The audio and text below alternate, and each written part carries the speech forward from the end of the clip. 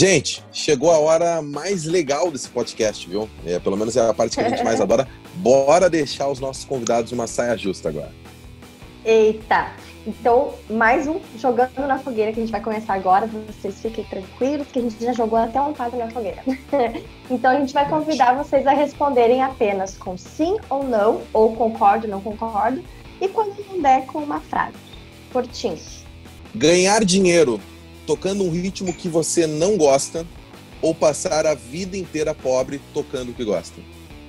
Passar a vida inteira pobre tocando o que gosta. Se eu tô vivo é porque eu não morri de fome. Exatamente. Também concordo. Escolha um. Bonde do Tigrão ou Anitta? Nenhum. Putz. Nenhum. Escolha um novamente. Los Hermanos ou Thiago York? Los Hermanos, sempre. Los Hermanos. O que tocou, por último, no teu fone de ouvido? Henri Salvador e Elisa Dio. Meu Deus, no meu fone de ouvido, eu tava dando minha caminhada, agora tava tocando a gaúcha. Tava ouvindo os caras falar do Inter e do Grêmio, é a rádio que eu ouço aqui em Porto Alegre. Mas eu sou um cara, musicalmente falando, bastante eclético, assim, eu gosto de tudo que é bom.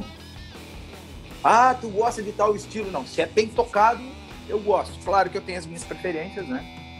Mas o que eu ouço aqui em casa, olha, vai de Queen, a ABBA, diz. Eu também gosto de tudo isso, então. Dos mais antigos, né? Mas é isso aí, esse é o meu repertório. Show.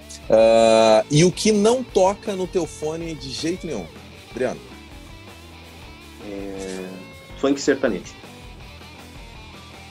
Funk. Sertanejo tem algumas coisas que eu gosto, assim, principalmente as mais antigas, assim. Tá, mas se for sertanejo, tipo Alain Aladim, João Mineiro Marciano, Tião Carreiro e Pardinho... Isso sim, porque meu pai ouvia isso, então isso eu tenho um profundo conhecimento. Só que hoje em dia sertanejo está tão rotulado, né? Eu não sei, a pergunta foi feita perfeitamente, mas foi um pega-ratão. Tu falou sertanejo, mas tu queria falar sertanejo universitário, né? E me pegou aí. Por isso que a gente coloca vocês na saia justa. Exatamente, é dessa.